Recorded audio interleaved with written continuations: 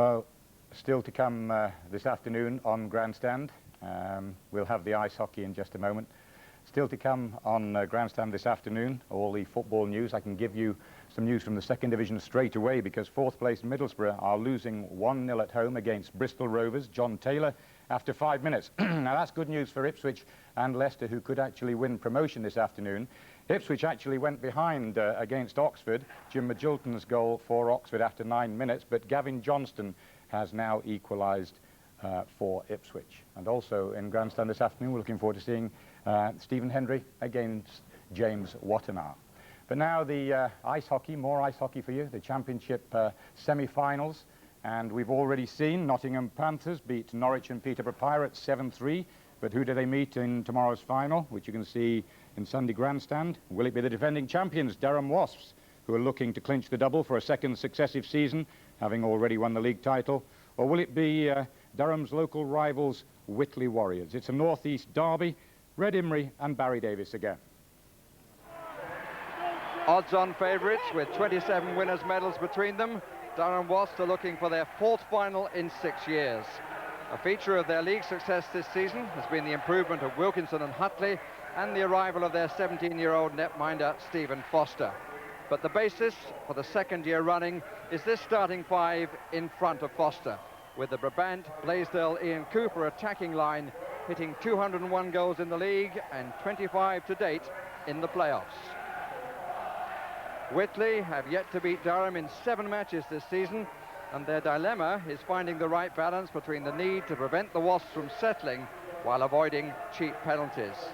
In their starting lineup, there seems sure to be a marking role for David Longstaff, and they'll need Hilton Ruggles to show his undoubted skill while controlling a bit of a short fuse. We await the first score, but it's been a good start to the match. Durham missing opportunities though. Rick Brabant, top scorer in the league competition. O'Connor couldn't take it, and when he finally played it, it wasn't to great effect. Ruggles, one-on-one. Shoots very early, good save, plenty of power in the shot. Oh, it's in! The follow-up, and Mike Rowe has opened the scoring. 2 attempts by Ruggles, and the kick out coming wide from Ruggles, who will pick up the assist, and big Mike Rowe, one-on-one, he shot very early but with great power, was really quick to get up on the rebound, which went across the crease, and up came Rowe and bang from a tight angle. Yes, that's a typical Ruggles thing, kept on when the cause looked lost, and Mike Rowe following up gets Whitley off to a great start. Very pacey. If they give the puck up to him, we could have a few problems for Durham. Here he is in possession. Ardale behind. Beautiful play by Dumas. Then he's taken out.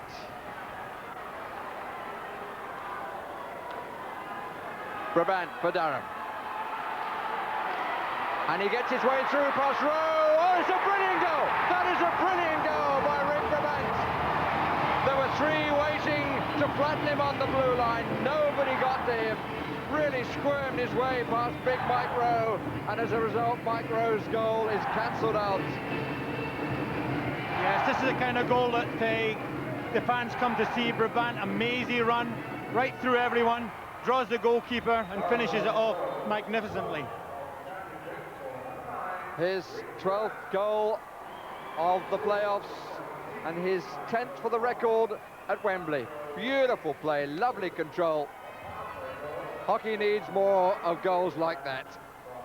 Yes, Mike Brabant's a specialist in that department, and he certainly makes every defenseman a little bit worried when he comes down as fast as that. So the first power play goal, and coming immediately after Dumas had threatened at the other end to take a short-handed one. 1-1 as we approach the halfway point of the first period. Good save by Kevin Dean, who's well prepared to come out of his goal and didn't like the fact that he was flattened then as he did so. Linesman having to get in and sort a few things out. Yeah, it's a great shot, and Kevin Dean comes out well here again.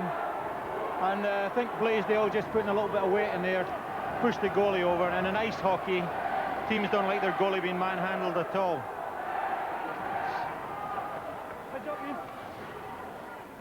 Comfortable interception by Ruggles. Bit of a cross-check that Longstaff got away with. Here is Cooper. Penalty's going to be called, but the goal comes first. Ian Cooper, the scorer. And after taking the lead through Cooper, there's great delight from Durham supporters, understandably enough. Long way out, Dean came to meet him, was beaten across the face. Yeah, it's a great shot though by Ian Cooper. Looked up, lovely low shot right in the far corner. Even with Dean out, he still found that little spot. 1 out of 2 is the power play record so far for Durham. This is power play number 3. And again, they win the face-off. They're winning it too often for Whitley's comfort. Brabant is in the corner, comes out to Ruggles, 2-on-2 here. Up to Dumas. Bides his time. Decides just to hang on. That's good play by Dumas because there was no way through there. Just knocked down the ice and a few seconds wasted. O'Connor.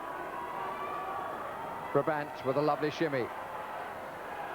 Good pass up to Blaisdell. Brabant in for the little drop one. Now moves in front. Good combination here. This is Stephen Cooper. Brabant in front, scores! Lovely goal. They really worked that well. And his second goal, he's been involved in all 3. And another power play goal for Rick Brabant. Yeah, that wasn't a very good defence in the power play. They gave Stephen Cooper so much time, and he picked the man well, and it was well put away.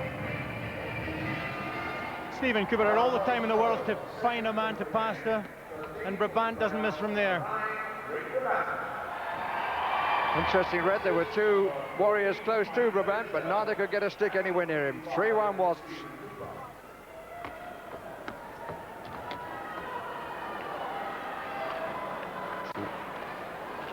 Calmly out. Ardale. Leach looks as though he might have gone early, but didn't, and it's got through. And Foster, who's been a spectator for some little time, suddenly finds the puck getting between the pads and turns to see it nestling in the goal behind him. Yeah, it's a nice little pass in there, but the shot goes right through the legs, and Foster will be annoyed with himself for that. But Leach breezed in there nicely, bad angle, but the legs were open and it found a spot. Simon Leach is the scorer. Chance of a break. Tim Cranston got to that very quickly, takes on his man, good save, but a lovely backhand shot. Really good to see a player letting the backhand go. Been some good quality in this contest. There's fairly chippy too, and Dumas scores! And that was another quality goal because he delayed so superbly. Looked as though he was going to go one way and then went the other. Cracking goal, Red. Yeah, this is the goal of a proven goal scorer. Not many people could have got this puck in the net, but Dumas is a proven goal scorer. And when you get a chance to see this, you'll see that he delayed his shot and then got it right up in the top of the net when there was almost nowhere else to go. He just picks up this loose puck here. It's really tight. Just waits till the goalkeeper goes down, and look at that, right up in the roof of the net. Great goal. Yeah, it's a great opportunist goal here. Goalie goes down, he's got no place to go, right up in the roof. And Whitley are really back in the game here. 2 goals in 1 minute, 19 seconds. Assist for John Ardale on both of them. Bit more space on the ice again. This is Mike Rowe. John Ardale thought he was going to get in there, but he didn't. Down goes Rowe. Chance the other way. Brabant and Ian Cooper on the backhand side. It's loose in front. The follow-up produces the goal, and a hat-trick for Rick Brabant.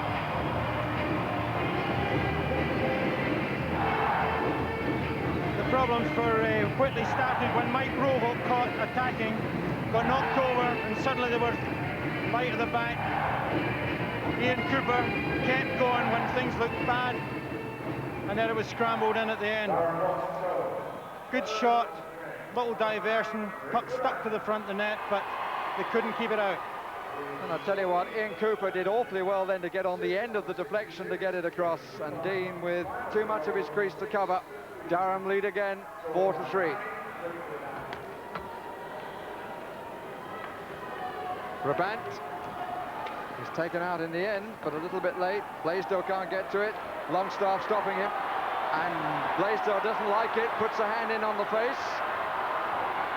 Then there was an attempt to have a go at Ruggles by Stephen Cooper. Here's Mike O'Connor. Woohoo! And Rowe took off to meet him. Brabant, good play. Finally swung round. There's a loss of a helmet. Tony Armstrong. And a penalty is going to be called against Durham as Abel makes his way all the way through until the end. And they're on their feet to congratulate Abel. It's all square again. Well, this is an absolute fantastic strike by Abel. Rob Abel was being hacked and pulled down, and how he managed to get that puck in the net is well worth looking at again.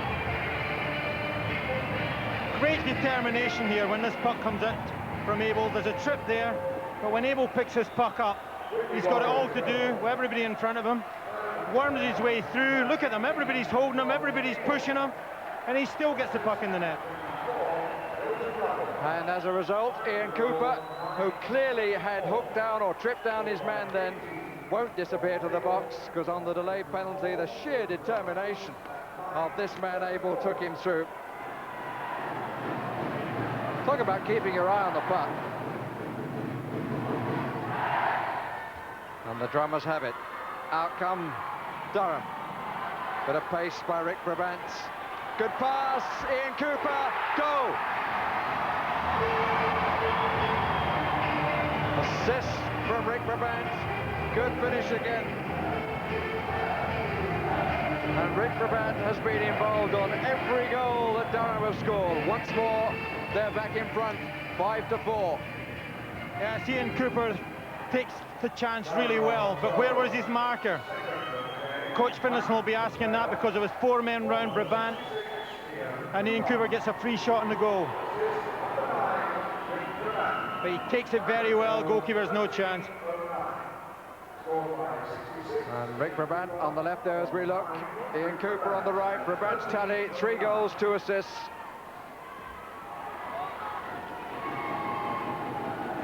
Abel goes off to look for Brabant again. Stephen Cooper didn't get it in. Brabant gets hold of it, and here's Blaisdell.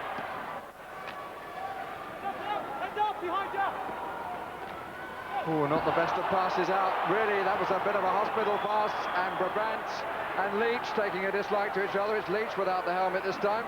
I beg your pardon, it's Longstaff.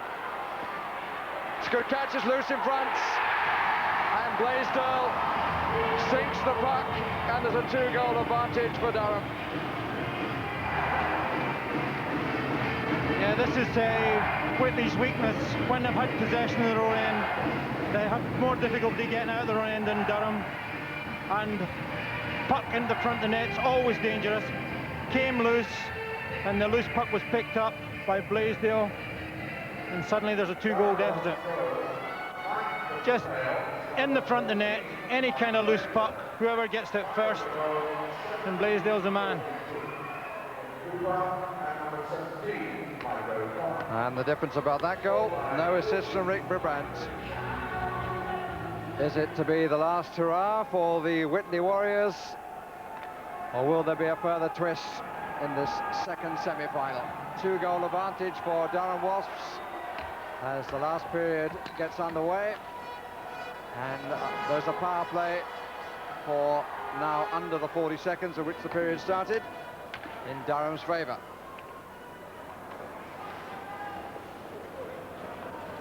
Rick Brabant. Here's Mike Blaisdell. Being watched by Mike Rowe. Forces him to go round the back. Cooper's in front, now round the back. 2 unmarked then for a moment. Oh, what a soft but well taken goal by Ian Cooper. Power play goal, but really, what were Whitley Warriors doing? They were sleeping. They left two men unmarked around the back, and then they allowed Cooper to waltz around and tuck it away. Yes, very effective player Ian Cooper though. Just wrapped it round and under the goalie with Smith standing at the side of the net. Smith couldn't make up his mind whether to go for Brabant or Cooper, but I think he should have been staying in the front of the net to try and cut that one off. And these always find their way under the goalie. It's the third power play goal for Durham Wasps and a hat-trick for Ian Cooper. The top line again decisive for the Durham Wasps. Goal in 29 seconds. Biggest advantage of the contest, now 3 goals. Daylighting a bit more. It's a pretty solid check by Cooper, and here's Blaisdell and Brabant.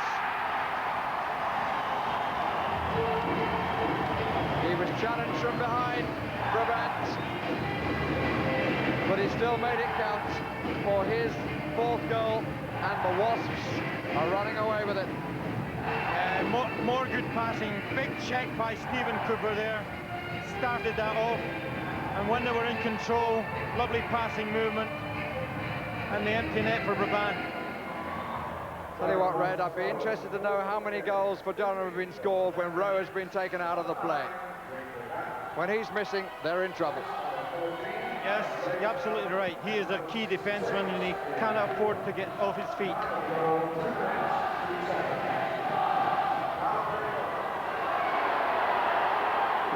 Good movements.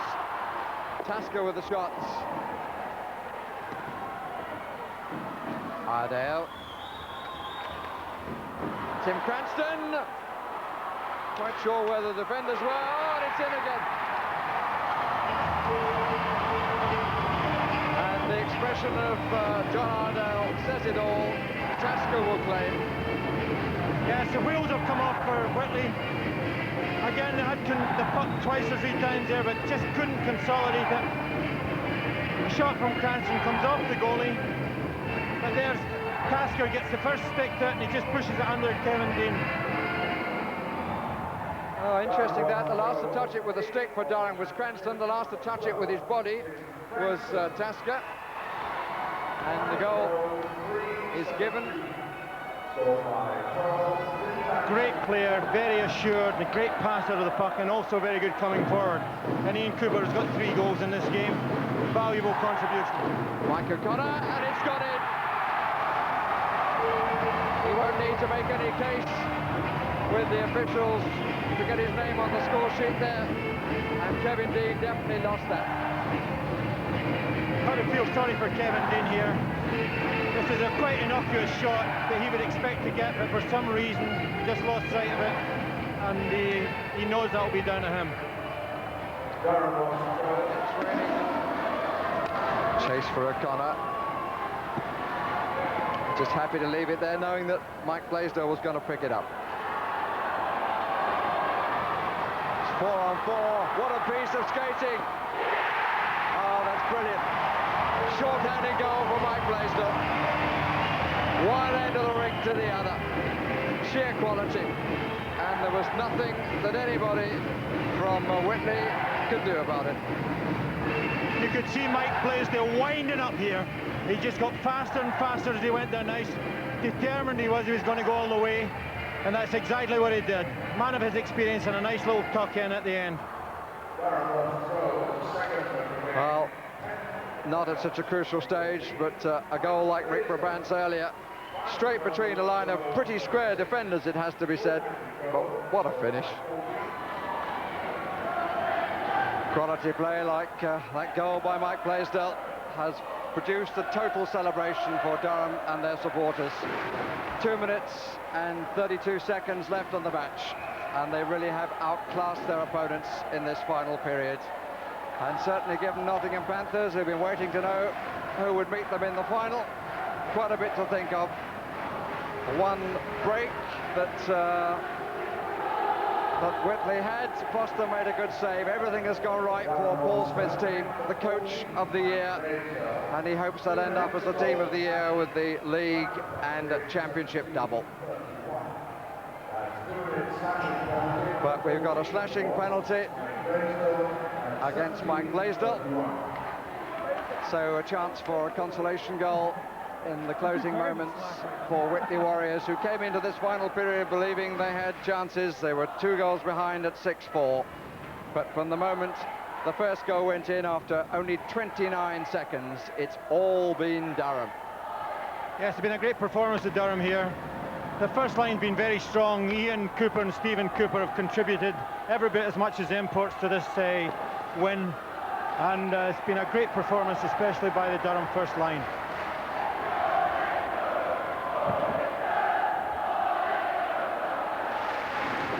Not surprisingly, Rick Brabant has been picked out as man of the match for Durham with 4+4, 4 goals and 4 assists.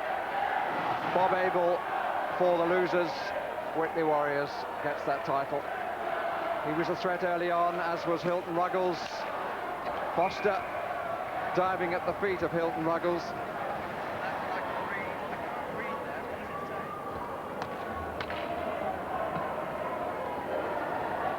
And among the interested spectators, Cliff Thorburn, along with his son Jamie, Canadian, of course, former world snooker champion. And he's seen some good quality hockey from Durham Wasps in this final period. The legs have gone from the Whitley Warriors, and this close encounter in terms of distance between the two sides has been a very one-way encounter in the last 20 minutes. Out comes Iredale, the Dumas, whose pace threatened earlier. He scored an excellent goal, which you saw. There have been some really very good goals in this semi-final. Referee didn't like that and is going to call a charging penalty. Yes, that's Mike Rowe taking a silly penalty at the end of a game where Whitley are well beat.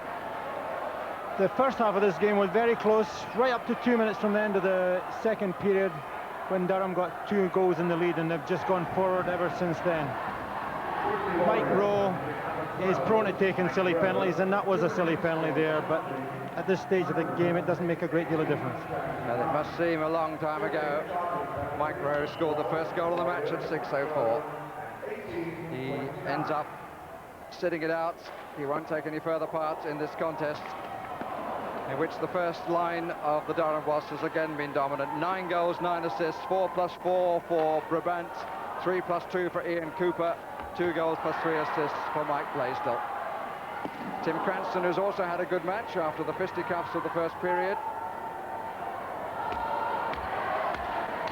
Break by Hilton Ruggles, who certainly tried his best and kept his cool. He was well pressurized, but he gave the Warriors hope for 2 periods. But we're now in the last 2 minutes, and we're going to have a contest in the final tomorrow between the top 2 sides in the league. Durham, who were first, Nottingham, who were second, and Nottingham, incidentally, the winners of the Autumn Cup. Mike O'Connor down on the ice.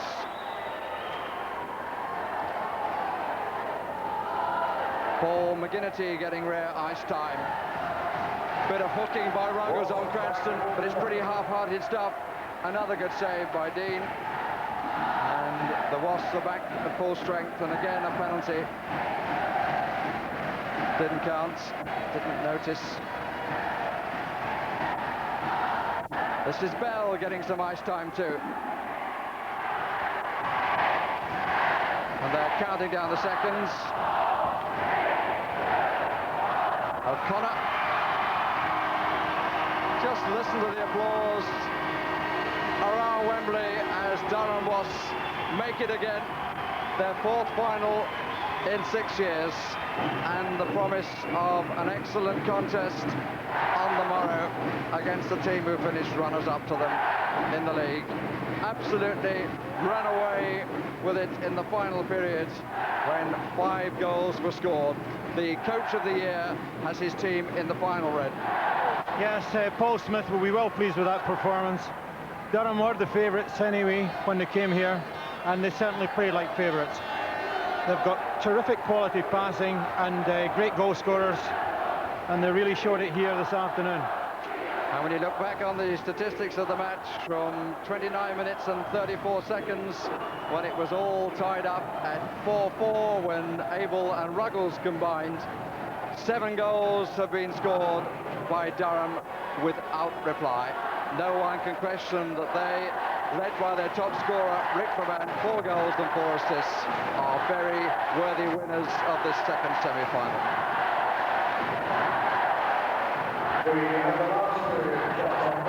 Still, the applause echoes around Wembley. Some good quality hockey in that. There was always the feeling, I think, that Durham would prove to be the better side, but I don't think by the 7-goal margin that in the end they produced. No, there was sometimes Whitley provided their own downfall, a little bit of carelessness in their own now. And the final score, 11 to Durham Wasps, Whitley Warriors 4. So the 10th Championship playoff final, Nottingham Panthers against Durham Wasps. You can see the action in Sunday Grandstand tomorrow, along with the World Snooker. And just before